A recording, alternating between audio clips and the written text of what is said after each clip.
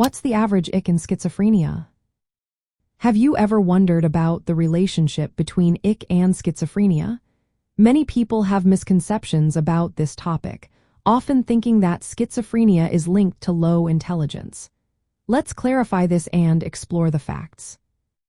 The average IQ in individuals with schizophrenia tends to be lower than in the general population. However, this varies widely.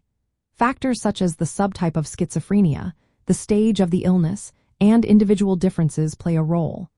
Research shows that many people with schizophrenia experience a decline in IQ compared to their levels before the illness. Yet, a significant number retain normal intellectual functioning. It is important to note that not everyone with schizophrenia experiences the same degree of cognitive decline. About 30% of individuals maintain near-normal IQ scores, showing less than a 10-point decline from their premorbid levels. On the other hand, around 70% show some degree of IQ deterioration, ranging from mild to severe. This suggests that while cognitive impairment is common, it is not universal. When we look at different subtypes of schizophrenia, the average IQ scores can vary significantly. For instance, chronic patients with paranoid schizophrenia have been reported to have average IQs around 74. In contrast, those with catatonic types average around 65, hebephrenic types about 59, and schizophrenia simplex around 57. These figures indicate that some subtypes are associated with more pronounced intellectual impairment.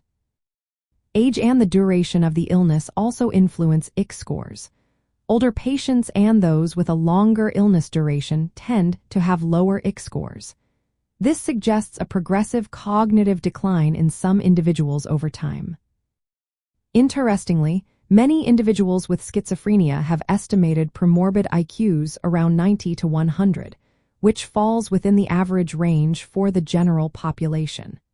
The illness may cause a decline from these levels, but it does not mean that all individuals with schizophrenia have intellectual disabilities. Moreover, IQ tests may not capture all cognitive aspects. Schizophrenia can particularly affect functions like processing speed, working memory, and reasoning without words. These deficits can lower IQ test scores but do not necessarily indicate a global intellectual disability. It is also essential to understand that intellectual disability is not synonymous with schizophrenia. While some individuals with schizophrenia may have intellectual disabilities, the condition itself is not defined by intellectual impairment. Many people with schizophrenia have average or even above average intelligence before the onset of the illness. Interestingly, having a higher premorbid IQ may offer some protection. Higher IQ is associated with a lower risk of developing schizophrenia and better functional outcomes if the illness occurs. In summary, the average IQ in schizophrenia varies but is generally lower than the general population average of 100. Many individuals experience some decline from their premorbid levels.